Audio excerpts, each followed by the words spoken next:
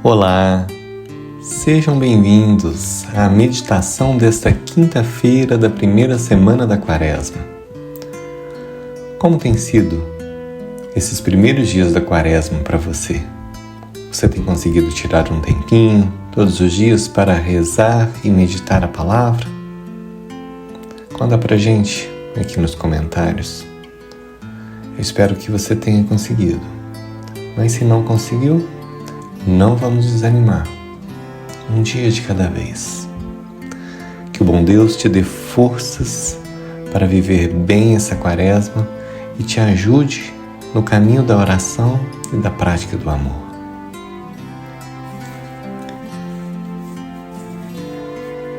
Meu Senhor, nosso único Rei, assisti-me no meu desamparo, porque não tenho outro socorro senão vós.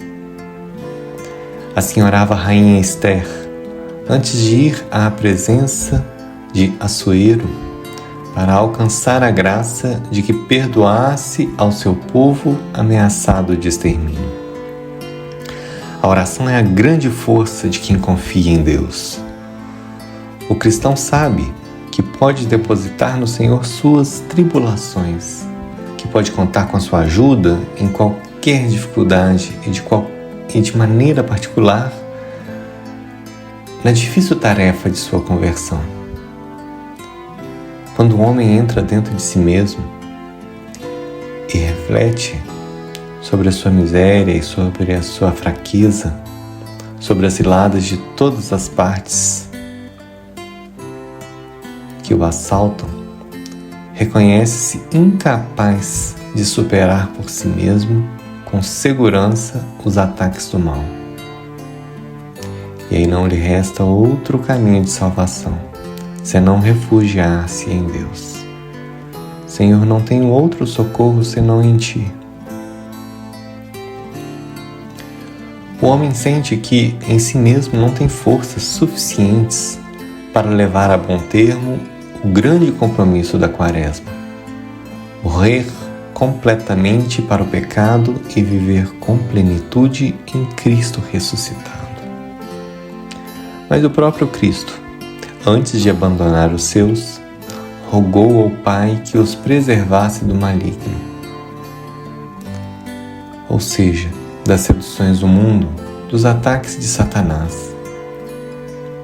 Já antes, ele lhes havia ensinado essa petição: e não nos deixes cair em tentação, mas livra-nos do mal.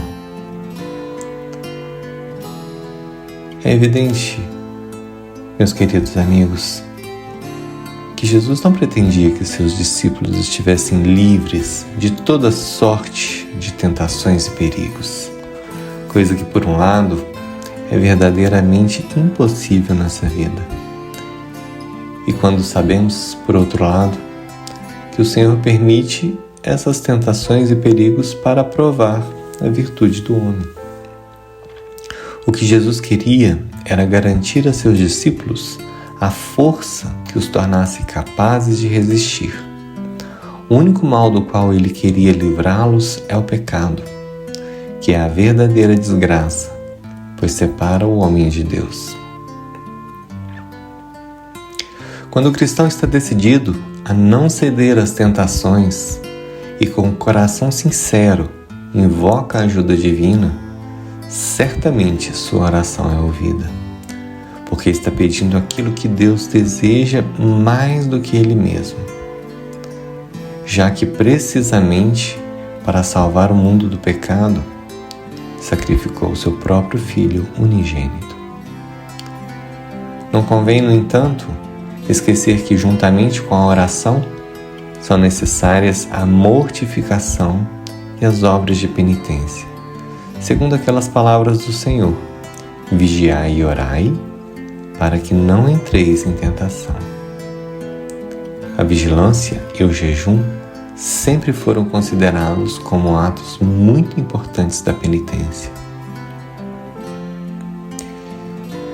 Se, portanto, vós, sendo maus, sabeis dar coisas boas aos seus filhos, quanto mais vosso Pai que está no céu dará coisas boas àqueles que lhe pedirem. Entre as coisas boas que o cristão pode pedir ao Senhor estão certamente, em primeiro lugar, a conversão e a libertação do pecado. Mesmo para as pessoas consagradas ao serviço de Deus, pode acontecer que tenham que lutar arduamente para se desprender de alguma fraqueza ainda não suficientemente vencida e que sempre ressurge, ou também que sejam enveredadas em situações que ameaçam derrubar promessas feitas a Deus, propósitos e compromissos de santidade.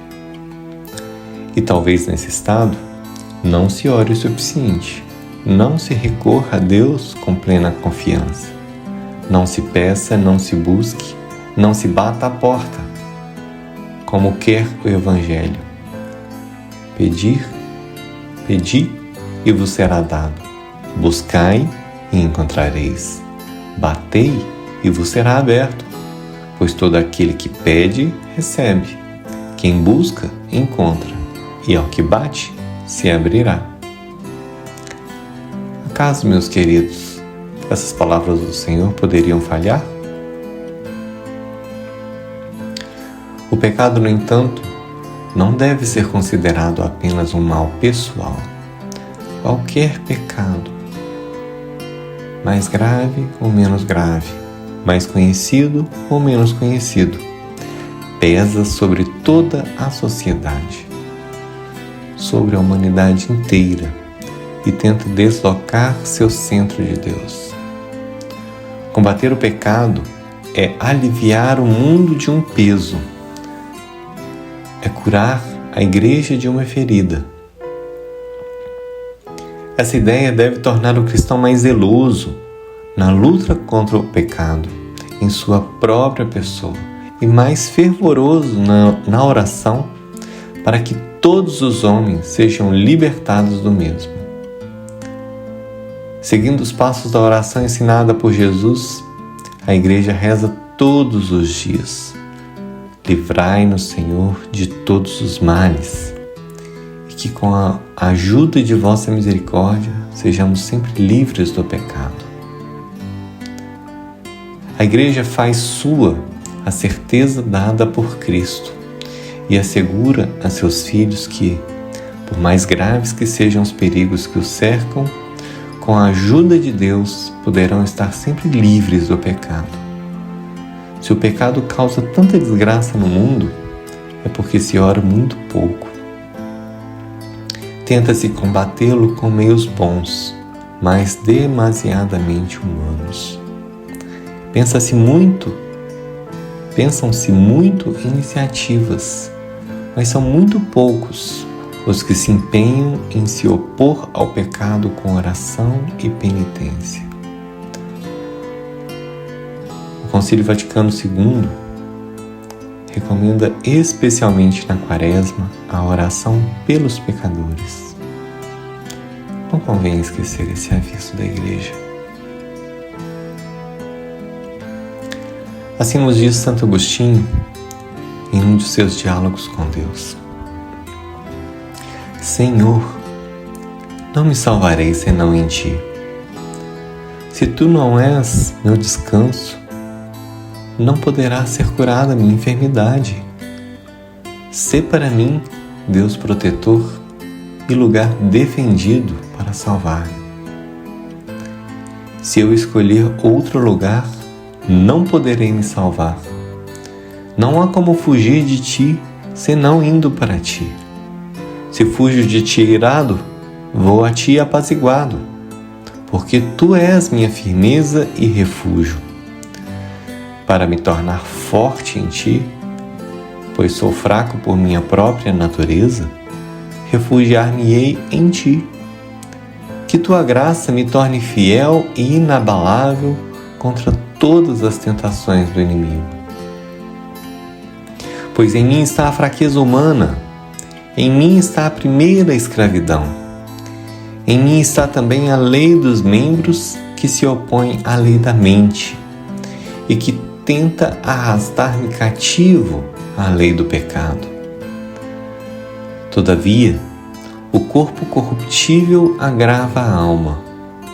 Por mais firme que me sinta devido à tua graça, enquanto levo o corpo terreno, no qual está depositado o teu tesouro, continuarei temendo pela fragilidade do recipiente.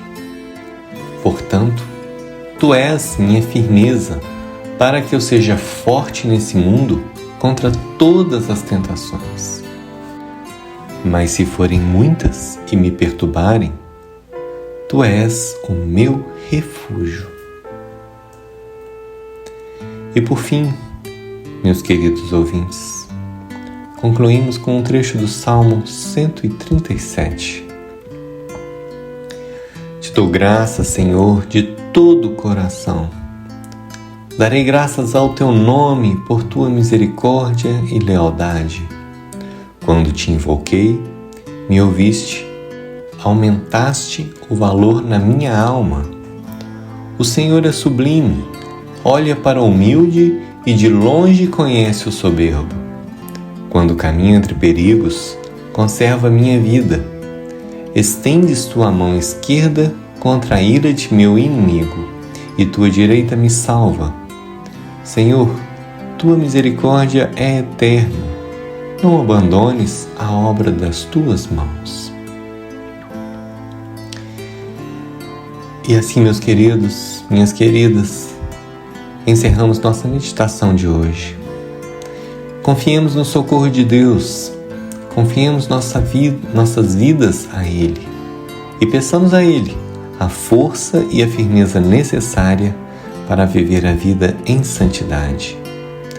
Caminhemos, olhos fixos em Jesus. Que Deus te abençoe, em nome do Pai, do Filho e do Espírito Santo. Amém.